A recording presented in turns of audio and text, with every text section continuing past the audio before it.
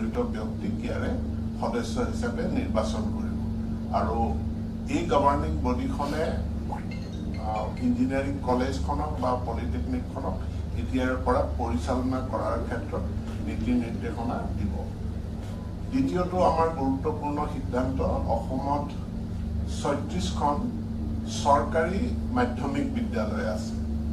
ইতিমধ্যে অসম চৰকাৰৰ সম্পূৰ্ণ নিজা প্ৰচেষ্টাত 116খন টি গাৰ্ডেন মডেল স্কুল প্ৰতিষ্ঠা কৰা হ'ল। এতিয়াৰ পৰা এই টি গাৰ্ডেন মডেল স্কুলসমূহকো অসম চৰকাৰে চৰকাৰী বিদ্যালয় হিচাপে গণ্য কৰিব, কাৰণ আমাৰ বিদ্যালয়সমূহ অসম চৰকাৰৰ অধীনত দুটা কেটেগৰীত বিভক্ত, চৰকাৰী বিদ্যালয় আৰু প্ৰাদেশিকৃত বিদ্যালয়। চৰকাৰে প্ৰতিষ্ঠা কৰা এই টি গাৰ্ডেন মডেল স্কুলসমূহ বিদ্যালয়সমূহ চৰকাৰী বিদ্যালয় হিচাপে পৰিগণিত হ'ব আৰু চৰকাৰী বিদ্যালয়ৰ কাৰণে যি ছাৰ্ভিচ ৰুল আছে সেই ছাৰ্ভিচ ৰুল ইয়াত প্ৰযোজ্য হ'ব। আমাৰ শিক্ষক নিযুক্তিৰ প্ৰক্ৰিয়াত মাধ্যমিক শিক্ষাৰ ক্ষেত্ৰত আমি টেটটো বাধ্যতামূলক কৰি ৰাখিছিলোঁ। তাৰ কাৰণে হাইস্কুল টেট আৰু পোষ্ট গ্ৰেজুৱেট PGT টেট অনুষ্ঠিত কৰা হৈছিল। আজি কেবিনেটে সিদ্ধান্ত গ্ৰহণ কৰিছে যে এতিয়াৰে পৰা এই টেট পৰীক্ষাটো যিটো কোৱালিফাইং এটা এক্সামিনেশ্যন হয়, এই কোৱালিফাইং টেট পৰীক্ষা অনুষ্ঠিত নহয়, তাৰ সলনি পোনপটীয়া ৰিক্ৰুটমেণ্টৰ কাৰণে টেট কাম ৰিক্ৰুটমেণ্ট টেষ্ট হ'ব। মই পুনৰ কৈছোঁ, মাধ্যমিক শিক্ষাত গ্ৰেজুৱেট টিচাৰ আৰু পোষ্ট গ্ৰেজুৱেট টিচাৰৰ কাৰণে এতিয়াৰে পৰা পোনপটীয়া নিযুক্তিৰ কাৰণে টেট কাম ৰিক্ৰুটমেণ্ট পৰীক্ষা হ'ব আৰু আমাৰ যিমান সংখ্যক ভেকেঞ্চি থাকে সিমান সংখ্যক প্ৰাৰ্থীহে উত্তীৰ্ণ হ'ব। আৰু এই ব্যৱস্থাটোৱে আমাৰ শিক্ষক নিযুক্তিৰ প্ৰক্ৰিয়াটোক খৰতকীয়া কৰিব আৰু তেওঁলোকে দুটা বাছনি প্ৰক্ৰিয়াৰ মাজেদি যাব লাগিছিল। প্ৰথমতে তেওঁলোকে টেট পাছ কৰিব লাগিছিল, তাৰ পাছত তেওঁলোকে বাছনি প্ৰক্ৰিয়াত অংশগ্ৰহণ কৰিব লাগিছিল। এতিয়া দুটা প্ৰক্ৰিয়া নহয়, পোনপটীয়াভাৱে টেট কাম ৰিক্ৰুটমেণ্ট পৰীক্ষা বহিব আৰু তাত পাছ কৰিলে তেওঁলোকে নিযুক্তি লাভ কৰিব। আৰু এইটো আমাৰ প্ৰভিন্সিয়েলাইজ স্কুল, চৰকাৰী স্কুল দুয়োটাৰ ক্ষেত্ৰতে প্ৰযোজ্য হ'ব। আন এটা গুৰুত্বপূৰ্ণ সিদ্ধান্ত হ'ল যে আমাৰ প্ৰাথমিক বিদ্যালয়সমূহত যিসমূহ বিদ্যালয়ত ছাত্ৰ ছাত্ৰীৰ সংখ্যা 150 বা তাতকৈ বেছি আছে, সেই বিদ্যালয়সমূহত স্কেল পে সহ একোজনকৈ প্ৰধান শিক্ষক বা হেড টিচাৰ চৰকাৰে ছিনিয়ৰ মষ্ট টিচাৰজনকে সেই দায়িত্ব দিয়াৰ কাৰণে সিদ্ধান্ত গ্ৰহণ কৰিছে। প্ৰায় 2600খন প্ৰাথমিক বিদ্যালয় য'ত ছাত্ৰ ছাত্ৰীৰ সংখ্যা 150 বা তাৰ অধিক, তেওঁলোকে এতিয়াৰে পৰা হেড টিচাৰৰ স্কেল পে সহ হেড টিচাৰ হিচাপে তেওঁলোকে মান্যতা পাব আৰু সেই বিদ্যালয়ৰ যিজন ছিনিয়ৰ মষ্ট আটাইতকৈ জ্যেষ্ঠ যিজন শিক্ষক, সেই জ্যেষ্ঠ শিক্ষকজনকে হেডমাষ্টাৰ হিচাপে বিদ্যালয়খনত তেওঁক মান্যতা দিয়া হ'ব। যিসমূহ প্ৰাথমিক বিদ্যালয়ত ছাত্ৰ ছাত্ৰীৰ সংখ্যা 100ৰ পৰা 149, 100 to 149, এই বিদ্যালয়ৰ যিসকল ছিনিয়ৰ মষ্ট টিচাৰ প্ৰধান শিক্ষক হিচাপে দায়িত্ব নিৰ্বাহ কৰি আছে with a charge allowance of 300 rupees, এই শিক্ষকসকলক এতিয়াৰে পৰা আমি DDOৰ ক্ষমতা অৰ্থাৎ তেওঁলোকৰ বাকী শিক্ষকসকলৰ দৰমহাৰ বিল প্ৰস্তুত কৰা, তেওঁলোকক ড্ৰয়িং এণ্ড ডিছবাৰ্চিং অফিচাৰ হিচাপে তেওঁলোকক গণ্য কৰা হ'ব। আৰু ইয়াৰ লগতে ওচৰত থকা অন্য বিদ্যালয়ৰো যাতে তেওঁলোকে DDO হিচাপে কাৰ্যনিৰ্বাহ কৰিব পাৰে তাৰ ক্ষমতাও তেওঁলোকক প্ৰদান কৰা হ'ব। পূৰ্বে তেওঁলোকে 300 টকাৰ এটা চাৰ্জ এলাৱেঞ্চ পাই আছিল, এতিয়া অতিৰিক্ত 500 টকাৰ এটা চাৰ্জ এলাৱেঞ্চ পাব।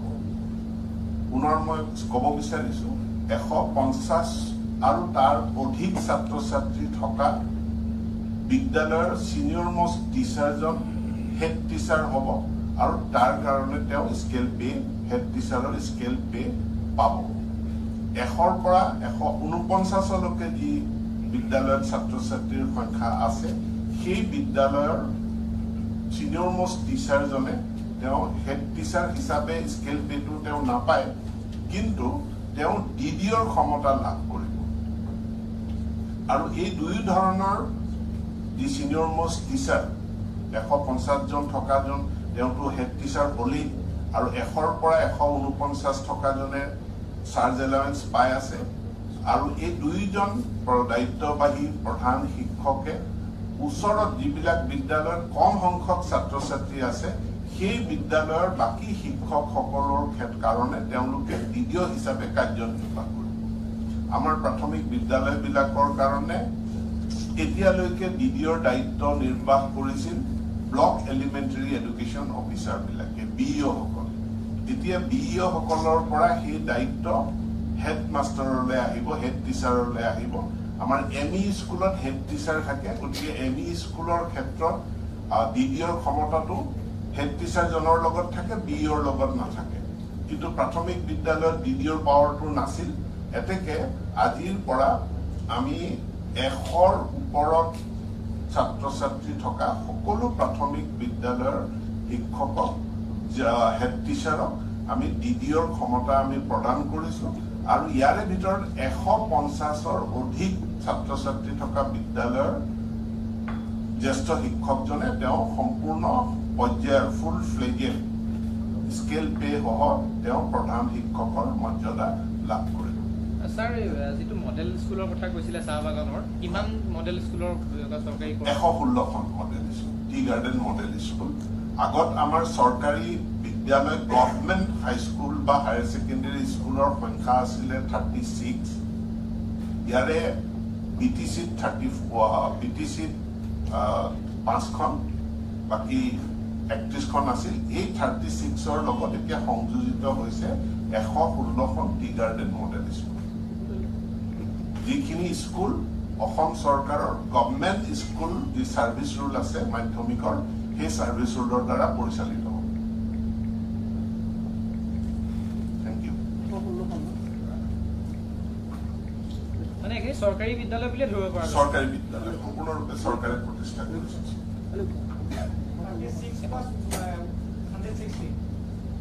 36 আছিলে আমাৰ 36 এতিয়ালৈকে আছে তাৰ লগত সংযোজিত হৈছে এতিয়া 116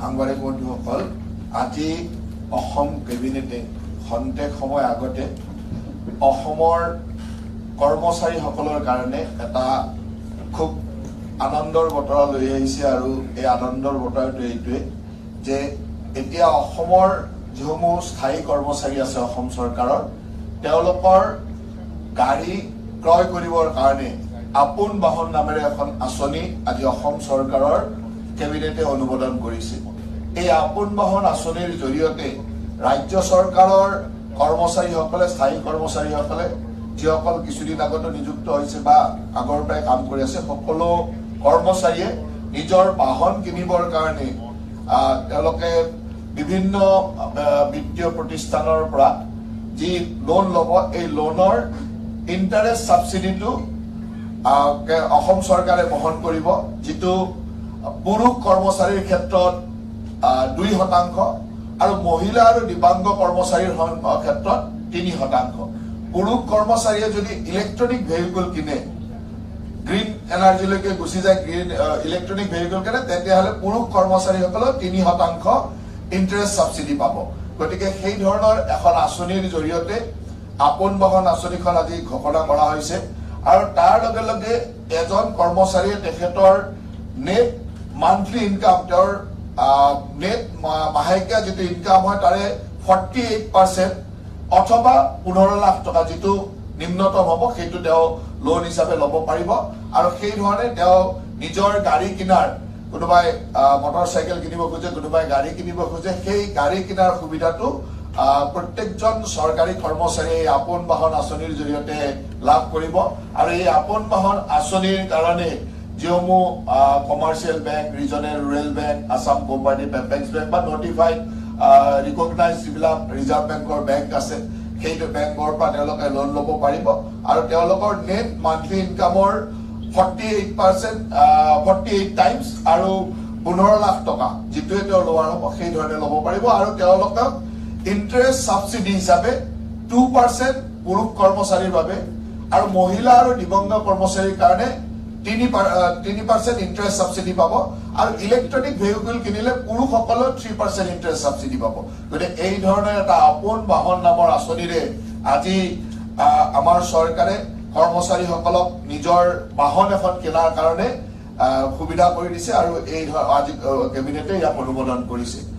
আপোনালোক বিভিন্নজনে জ্ঞাত যে অসমৰ বহু এনেকুৱা কমিউনিটি আছে যিসমূহৰ অসমত হয়তো তেওঁলোক OBC কিন্তু চেন্ট্ৰেল লিষ্টত তেওঁলোকৰ নামটো OBC হিচাপে নাই। এনেকুৱা বহুত কমিউনিটি আছে যিসমূহ কমিটি অসমৰ ষ্টেট গভৰ্ণমেণ্টৰ ষ্টেট লিষ্টত এজ এ OBC কমিউনিটি আছে হিচাপে আছে কিন্তু চেন্ট্ৰেল লিষ্টত তেওঁ OBC কমিউনিটি হিচাপে নাই। তেওঁলোকক চেন্ট্ৰেল লিষ্টতো OBC কমিউনিটি হিচাপে ইনক্লুড কৰিবৰ কাৰণে অসম কেবিনেটে এখন ৰিকমেণ্ডেশ্যন কেন্দ্ৰ চৰকাৰলৈ পঠাবৰ কাৰণে সিদ্ধান্ত লৈছে। আজিৰ কেবিনেটে এইটো সিদ্ধান্ত লৈছে যিসমূহ কমিউনিটি অসমত আছে যিসমূহ অসমৰ ষ্টেট OBC লিষ্টত তেওঁলোক OBC কিন্তু চেন্ট্ৰেল লিষ্টত তেওঁলোক OBC লিষ্টত নাই তেনেকুৱা বহু কমিউনিটি আছে যেনেকে বিষ্ণুপ্ৰিয়া মণিপুৰে হওক বা আমাৰ নুনিয়াসকলক এনেকুৱা বহুত কমিউনিটি আছে। সেই কমিউনিটিসকলৰ সকলো কমিউনিটি যোন আমাৰ ষ্টেট লিষ্টত আছে তেওঁলোকক চেন্ট্ৰেল লিষ্টত যাতে ইনক্লুড কৰে তাৰ কাৰণে এটা ৰিকমেণ্ডেশ্যন কেন্দ্ৰ চৰকাৰলৈ পঠাবৰ কাৰণে আজি কেবিনেটে এটা সিদ্ধান্ত লৈছে। তাৰ উপৰি আজি কেবিনেটে আমাৰ পৰ্যটন বিভাগৰ যিসমূহ আমি টুৰিষ্ট ইনফৰমেশ্যন অফিচাৰ বুলি কৈছিলো TIO বা assistant tourist information officer ATIO বুলি কৈছিলো, এতিয়া যেহেতু ইনফৰমেশ্যন দিয়াৰ অকল সময় নহয় এটা টুৰিজিম ডেভেলপমেণ্ট কৰাৰ সময় গতিকে সেইকাৰণে আমি এই অফিচাৰসমূহৰ ৰিডেজিগনেট কৰিছো তেওঁলোকক tourism development officer and assistant tourism development officer. অকল তেওঁলোকে আগতে ইনফৰমেশ্যন অফিচাৰ হিচাপে জনাজাত হৈ আছিলে আজিৰ পৰা তেওঁলোকে টুৰিজিম ডেভেলপমেণ্ট অফিচাৰ বা এছিষ্টেণ্ট টুৰিজিম ডেভেলপমেণ্ট অফিচাৰ হিচাপে ৰিনেম কৰা হৈছে আৰু তেখেতসকলক সেই নামেৰে জনা যাব।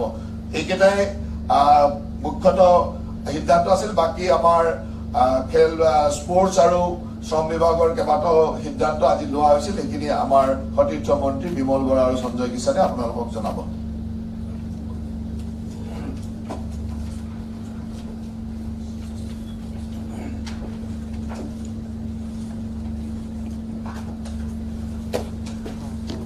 সন্মানীয় সাংবাদিক বন্ধুসকল, আজি কেবিনেটত উদ্যোগ বিভাগৰ কেইবাটাও গুৰুত্বপূৰ্ণ সিদ্ধান্ত আমি গ্ৰহণ কৰিছো।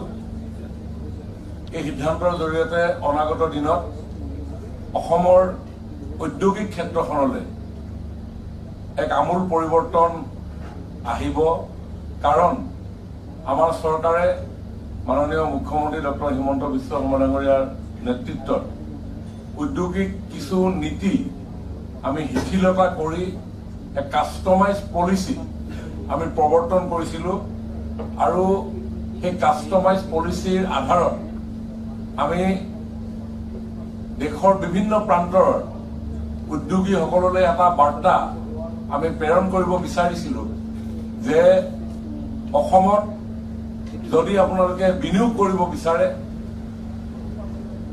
আৰু সেই বিনিয়োগৰ জৰিয়তে যদি অসমৰ কৰ্মসংস্থাপন সৃষ্টিত সহায়ক হয় তেতিয়াহ'লে আমি আমাৰ এই নীতিৰ জৰিয়তে আপোনালোকক আমি কিছু সহায় কৰিব পাৰিম আৰু আমাৰ আহ্বান শুনি অসম ৰাজ্যৰ উপৰিও দেশৰ বিভিন্ন প্ৰান্তৰ বহু বিনিয়োগকাৰী আহি আমাৰ এই কাষ্টমাইজ যি পলিচি এই কাষ্টমাইজ পলিচি অন্তৰ্গত বহু বুজাবুজিৰ চুক্তি ইতিমধ্যে সম্পন্ন কৰিছে আৰু আজি আমি পাঁচটা তেনেধৰণৰ বিনিয়োগকাৰী সংস্থাই আমালৈ সেই প্ৰস্তাৱ আগবঢ়াইছিল। এখন এম্পাৱাৰ কমিটি আছে আৰু সেই এম্পাৱাৰ কমিটিয়ে গোটেই বিষয়বিলাক পুংখানুপুংখভাৱে পৰীক্ষা কৰাৰ অন্তত আজিৰ কেবিনেটে এই 5টা কোম্পানীক অসমৰ উদ্যোগ স্থাপন কৰিবৰ কাৰণে বুজাবুজি চুক্তিত স্বাক্ষৰ কৰিবৰ কাৰণে অনুমোদন কৰিছে। ইয়াৰ ভিতৰতে হৈছে এটা হ'ল লং স্পান ষ্ট্ৰাকচাৰ প্ৰাইভেট লিমিটেড। লং স্পান ষ্ট্ৰাকচাৰ প্ৰাইভেট লিমিটেডে তেওঁলোকে আল্ট্ৰা হাই পাৰফৰ্মেন্স ফাইবাৰ ৰেইনফোৰ্স কংক্ৰিট তেওঁলোকে ইয়াতে নিৰ্মাণ কৰিব, যাৰ জৰিয়তে আমাৰ যি নিৰ্মীয়মান অভাৰব্ৰিজে হওক বা অন্যান্য নদীৰ ওপৰত থকা ব্ৰিজেই হওক, এইসমূহ নতুন প্ৰযুক্তিৰে নিৰ্মাণ কৰাৰ ক্ষেত্ৰত যথেষ্ট সহায়ক হ'ব আৰু সেই ইনফ্ৰাষ্ট্ৰাকচাৰসমূহ নিৰ্মাণৰ যি সময়সীমা, সেই সময়সীমা চমুৱাই আহিব আৰু এখেতসকলে প্ৰায় 129 কোটি টকা ইয়াতে ইনভেষ্ট কৰিব। ডাইৰেক্টলি 220 জন কৰ্মসংস্থাপিত হ'ব আৰু ইনডাইৰেক্টলি প্ৰায় 180 জন এই উদ্যোগটোৰ জৰিয়তে কৰ্মসংস্থাপিত হ'ব। মুঠ 400 গৰাকী ব্যক্তি এই উদ্যোগৰ লগত প্ৰত্যক্ষ আৰু পৰোক্ষভাৱে সম্পৰ্কিত হ'ব আৰু আনাদাৰ বহু এনচিলাৰিটি তেনেধৰণৰ ইউনিট এই উদ্যোগৰ আলমত গঢ় লৈ উঠাৰ সম্ভাৱনা আছে। দ্বিতীয় এটা আমি বিনিয়োগকাৰী সংস্থাৰ লগত আজি MOU স্বাক্ষৰ কৰিবৰ কাৰণে কেবিনেটে অনুমোদন জনায়। এইটো হ'ল SBL বিস্কুটছ প্ৰাইভেট লিমিটেড। তেওঁলোকে বিস্কুট, কেক, ৰাস্ক ইত্যাদিসমূহ বনাব আৰু 139.15 কোটি টকা তেওঁলোকে বিনিয়োগ কৰিব। ডাইৰেক্টলি 200 আৰু ইনডাইৰেক্টলি 350 গৰাকী লোকে ইয়াতে কৰ্মসংস্থাপন পাব, মুঠ 550 গৰাকী। ঠিক তেনেধৰণে কেশৰ পেট্ৰ প্ৰডাক্টছ লিমিটেডে বিভিন্ন ধৰণৰ পেট্ৰলিয়াম সামগ্ৰী উৎপাদন কৰিবৰ কাৰণে ইয়াতে তেখেতসকলে উদ্যোগ স্থাপন কৰিব। 2000 কোটি টকা তেখেতসকলে ইনভেষ্ট কৰিব আৰু প্ৰায় ডাইৰেক্টলি 200 আৰু ইনডাইৰেক্টলি 1800 লোক ইয়াতে কৰ্মসংস্থাপন লাভ কৰিব। মুঠ 2000 ব্যক্তি প্ৰত্যক্ষ আৰু পৰোক্ষভাৱে আৰু অন্যহাতে অন্যান্য বিভিন্ন ধৰণে বহু লোক এই উদ্যোগৰ জৰিয়তে সংস্থাপিত হোৱাৰ আমি আশা কৰিছো। কেশৰ পেট্ৰ প্ৰডাক্ট লিমিটেড চতুৰ্থ যিটো কোম্পানীক আজি বুজাবুজি চুক্তিত স্বাক্ষৰ কৰিবৰ কাৰণে কেবিনেটে অনুমোদন জনাইছে, সেইটো হৈছে উমৰাংচু ইণ্ডিয়া চিমেণ্টছ লিমিটেড। আৰু তেওঁলোকে চিমেণ্ট উৎপাদন কৰিব। 285 কোটি টকা তেওঁলোকে ইনভেষ্ট কৰিব। 300 জন পোনপটীয়াভাৱে কৰ্মসংস্থাপন লাভ কৰিব, 700 জনে ইনডাইৰেক্টলি আৰু বহু তেনেধৰণৰ চিমেণ্ট কোম্পানীত এটা উদ্যোগ হলে বিভিন্ন ধৰণৰ আৰু আনাদাৰ তেনেধৰণৰ পৰোক্ষ সংস্থাপন সৃষ্টি হয় আৰু মুঠ প্ৰত্যক্ষ আৰু পৰোক্ষভাৱে তেওঁলোকে 1000 কৰ্মসংস্থাপন সৃষ্টিত সহায় কৰিব। তাৰ পৰৱৰ্তী আৰু এটা কোম্পানীক আজি কেবিনেটে অনুমোদন জনাই বুজাবুজি চুক্তিত স্বাক্ষৰ কৰিবৰ কাৰণে জেৰিকো কেমিকেলছে beverage, carbonated soft drinks, package drinking water ইত্যাদিসমূহ তেওঁলোকে এটা প্ৰডাকশ্যন কৰিব আৰু 410 কোটি টকা তেখেতসকলে ইনভেষ্ট কৰিব আৰু প্ৰত্যক্ষভাৱে 300, পৰোক্ষভাৱে 500 লোক এটা সংস্থাপিত হোৱাৰ তেওঁলোকে এই চুক্তিত স্বাক্ষৰ কৰিব আৰু মুঠ 800 তেওঁলোকৰ এই জেৰিকো কেমিকেলছৰ ইয়াতে কৰ্মসংস্থাপন লাভ কৰিব। আৰু গোটেইকেইটা কোম্পানীৰ ইনভেষ্টমেণ্ট যদি আমি কেলকুলেট কৰোঁ তেতিয়া দেখিম যে 2963.15 কোটি টকা বুজাবুজি চুক্তি স্বাক্ষৰ কৰিবৰ কাৰণে কেবিনেটে আজি অনুমোদন জনায় আৰু ডাইৰেক্টলি 1220 গৰাকী, ইনডাইৰেক্টলি 3530 গৰাকী, মুঠ প্ৰায় 4750 জন ব্যক্তিৰ কৰ্মসংস্থাপনৰ সুযোগ সৃষ্টিৰ ক্ষেত্ৰত আজি কেবিনেটে এটা যুগান্তকাৰী পদক্ষেপ আজি গ্ৰহণ কৰিছে। ৰাইজক মই জনাব বিচাৰো যে এই যি ঔদ্যোগিক এটা বাতাবৰণ অসমলৈ সৃষ্টি হৈছে সকলোৰে সহযোগত, মই ভাবো যে আগন্তুক দিনত আৰু অধিক বিনিয়োগকাৰী অসমলৈ আহিব। ইতিমধ্যে আমাৰ যি এম্পাৱাৰ কমিটিৰ পৰ্যবেক্ষণত বহুকেইটা তেনেকুৱা ধৰণৰ প্ৰস্তাৱ বিবেচনাধীন হৈ আছে।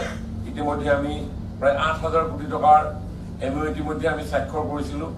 এইটো কথা আপোনালোকে জানেই যে PepsiCo India holding private limited, Varun beverage limited, Dalmia cement, star cement, century float glass limited, পাছ cement manufacturing private limited, star cement India limited, DS group electrical vehicle তেওঁলোকে বনাব। এনেধৰণে ইতিমধ্যে আমি 2 মাহৰ আগত 8,000 কোটি টকাৰ কাম MOU কৰিছিলোঁ আৰু কাম কিছু আগবাঢ়িছে আৰু আজি 5টা এনেধৰণে MOU কৰিবৰ কাৰণে আজি সন্মানীয় কেবিনেটে অনুমোদন জনায়। মই ভাবোঁ আগন্তুক দিনত এই কামৰ জৰিয়তে আমাৰ অসমৰ ঔদ্যোগিক ক্ষেত্ৰখন আৰু আগবাঢ়ি যাব। আজি 5টা কোম্পানীয়ে কিমান বিনিয়োগ কৰিব শেহতীয়াভাৱে? 5টা কোম্পানীয়ে আজি যি কেবিনেটৰ অনুমোদন জনোৱা হ'ল, 5টা কোম্পানীয়ে 2,963.15 কোটি টকা 2,963.15 crores। এই গোটেই প্ৰথম যোনটো কোম্পানীৰ কথা ক'লে আৰু কেশৰ পেট্ৰকেমিকেলৰ কথা ক'লে, এইখিনি বেকগ্ৰাউণ্ড চেক আপোনালোকে কৰিছেতো? কি কয়? তেওঁলোকৰ কোম্পানীৰ বেকগ্ৰাউণ্ড চেকটো আপোনালোকে কৰিছেতো? হয় হয়, তেওঁলোকে প্ৰস্তাৱ দিছে আমাক। তেখেতসকলৰ বিভিন্ন ধৰণৰ তথ্য পাতি আমি বিচাৰিছোঁ আৰু যেতিয়া আমাৰ এম্পাৱাৰ কমিটি সন্তুষ্ট হৈছে, বিভিন্ন ধৰণৰ ডিপাৰ্টমেণ্টৰ প্ৰতিনিধি আছে, সেই প্ৰতিনিধিসমূহৰ কিছুমান কোৱাৰী থাকে, কোৱাৰীসমূহ তেওঁলোকে মিট কৰে। এনেধৰণৰ বহু প্ৰক্ৰিয়া পাৰ হৈ অহাৰ পিছত কেবিনেটত আহে আৰু সেই অনুসৰি কেবিনেটে অনুমোদন জনোৱাৰ পিছত অসম চৰকাৰ আৰু কোম্পানীসমূহৰ লগত আমাৰ ইণ্ডাষ্ট্ৰি ডিপাৰ্টমেণ্ট আৰু কোম্পানী কনচাৰ্ণ ৰিপ্ৰেজেণ্টেটিভৰ দ্বাৰা MOU চাইন কৰা যায়। আৰু এই 5টা কোম্পানী মুঠ কিমান এমপ্লয়ীয়ে কাম কৰিব পাৰিব? আজি যি 5টা কোম্পানী আমি এপ্ৰুভ দিছে, কেবিনেটে প্ৰায় 4,750 গৰাকী ব্যক্তিয়ে ইয়াত প্ৰত্যক্ষ আৰু পৰোক্ষভাৱে কৰ্মসংস্থাপন লাভ কৰিব। আৰু ইয়াৰ এই কোম্পানীসমূহৰ উৎপাদিত সামগ্ৰীসমূহ প্ৰডাকশ্যন হোৱাৰ পিছত বিভিন্ন মাৰ্কেটিঙৰ পৰা আৰম্ভ কৰি লজিষ্টিক ইত্যাদি ইত্যাদি এনেধৰণেতো আৰু বহুত ব্যৱসায়ৰ সুযোগ নিশ্চয় ইয়াতে সৃষ্টি হ'ব। মই আৰু এটা আপোনালোকক জনাব বিচাৰিছোঁ, অসমৰ ক্ৰীড়া ক্ষেত্ৰখনৰ কাৰণে এটা ভাল খবৰ আজি কেবিনেটে আগবঢ়াইছে। এটা ৱৰ্ল্ড ক্লাছ স্পৰ্টিং ইনফ্ৰাষ্ট্ৰাকচাৰ থকা বেডমিণ্টনৰ এক্সেলেণ্ট চেণ্টাৰ উত্তৰ গুৱাহাটীত নিৰ্মাণ কৰা হ'ব। সেই চেণ্টাৰটো আমাৰ আসাম বেডমিণ্টন এছ'চিয়েশ্যন আৰু অসম চৰকাৰৰ স্পৰ্টছ এণ্ড ৱেলফেয়াৰ ডিপাৰ্টমেণ্টৰ যৌথ পৰিচালনাত এই এক্সেলেণ্ট চেণ্টাৰটো পৰিচালিত হ'ব, যাৰ জৰিয়তে আমাৰ অসমৰ বেডমিণ্টন খেলুৱৈসকলে ৱৰ্ল্ড ক্লাছ বিভিন্ন ধৰণৰ প্ৰশিক্ষণ পাবৰ কাৰণে সক্ষম হ'ব। আৰু ইয়াৰ বাবে 5জনীয়া এখন সমিতি গঠন কৰিবৰ কাৰণে সিদ্ধান্ত গ্ৰহণ কৰা হৈছে। অহা 11 তাৰিখে এই যি national centre of excellence for badminton north গুৱাহাটীত স্থাপন কৰা হ'ব, তাৰ উদ্বোধন হ'ব আৰু সমগ্ৰ দেশৰ ভিতৰতে এটা ৱৰ্ল্ড ক্লাছ এখন একাডেমি আমি ইয়াতে কৰিম। ই নিতান্তই অসমৰ ক্ৰীড়াপ্ৰেমীসকলৰ কাৰণে এটা সুখবৰ, কাৰণ অসমত স্পৰ্টছ ইনফ্ৰাষ্ট্ৰাকচাৰ নিৰ্মাণ কৰিবৰ কাৰণে আমাৰ চৰকাৰে বিভিন্ন ধৰণৰ পদক্ষেপ গ্ৰহণ কৰি আছে। কিমান টকাৰ হ'ব এইটো? ইতিমধ্যে আমাৰ যি তাতে ইনডোৰ ষ্টেডিয়াম আছে, এই ইনডোৰ ষ্টেডিয়ামখন সম্পূৰ্ণ ৰূপত ৰিন'ভেট কৰা হৈছে, যাতে এটা badminton world class badminton excellence centre আমি তাত কৰিব পাৰোঁ। তাৰ কাৰণে সকলোখিনি কৰি সম্পূৰ্ণ কৰা হ'ল আৰু 11 তাৰিখে এইটো আনুষ্ঠানিকভাৱে মাননীয় মুখ্যমন্ত্ৰী ডাঙৰীয়াই উদ্বোধন কৰিব। আৰু আজি কেবিনেটে বেডমিণ্টন এছ'চিয়েশ্যন অফ ইণ্ডিয়া আৰু অসম চৰকাৰৰ স্পৰ্টছ এণ্ড ইউথ ৱেলফেয়াৰ ডিপাৰ্টমেণ্টৰ মাজত এখন বুজাবুজি চুক্তি স্বাক্ষৰ কৰিবৰ কাৰণে কেবিনেটে অনুমোদন জনায়। 11 আগষ্ট। Thank U. ইয়াৰ পিছতে কেইবাটাও আছে, আমাৰ সঞ্জয় কিষাণ ডাঙৰীয়াই আপোনালোকক জনাব।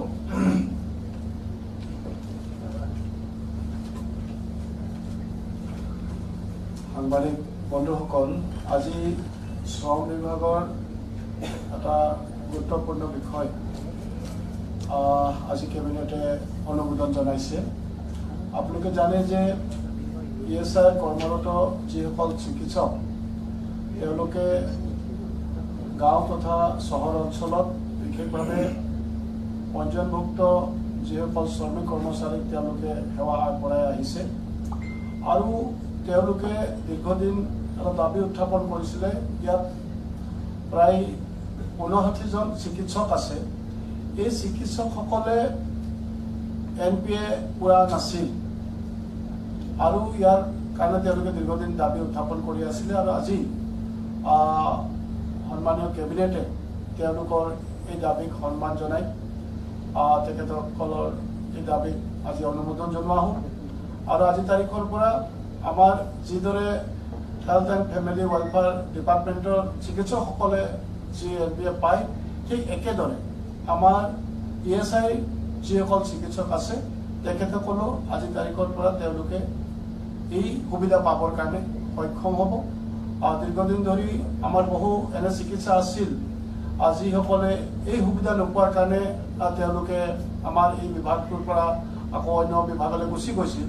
এইটো এটা সমস্যা আছিল। আজি তাৰিখৰ পৰা আমি আশা কৰিছোঁ এই সমস্যা সম্পূৰ্ণভাৱে নাইকিয়া হ'ব আৰু এই চিকিৎসকসকলে অন্যান্য চিকিৎসাৰ দৰে এই সুবিধা গ্ৰহণ কৰিবৰ কাৰণে সুবিধা পাব। কি কয়? হয় হয়। কি কয়? সুবিধাটো কি সুবিধা হৈছে? এইটো হ'ল তেওঁলোকে নন প্ৰেক্টিচিং এলাউন্স যিটো NPA বুলি কয়, সেই সুবিধাৰ পৰা তেওঁলোকে পোৱা নাছিলে অন্যান্য ডক্টৰৰ দৰে। আজি আমাৰ কেবিনেটে অনুমোদন জনালে আজি তাৰিখৰ পৰা তেওঁলোকে এই সুবিধা গ্ৰহণ কৰিব পাৰে। এইটো যিখন মানে ইনডোৰ ষ্টেডিয়াম তাৰ ভিতৰতে বনাই লোৱা হৈছে প্ৰশিক্ষণ। ধন্যবাদ সকলোকে।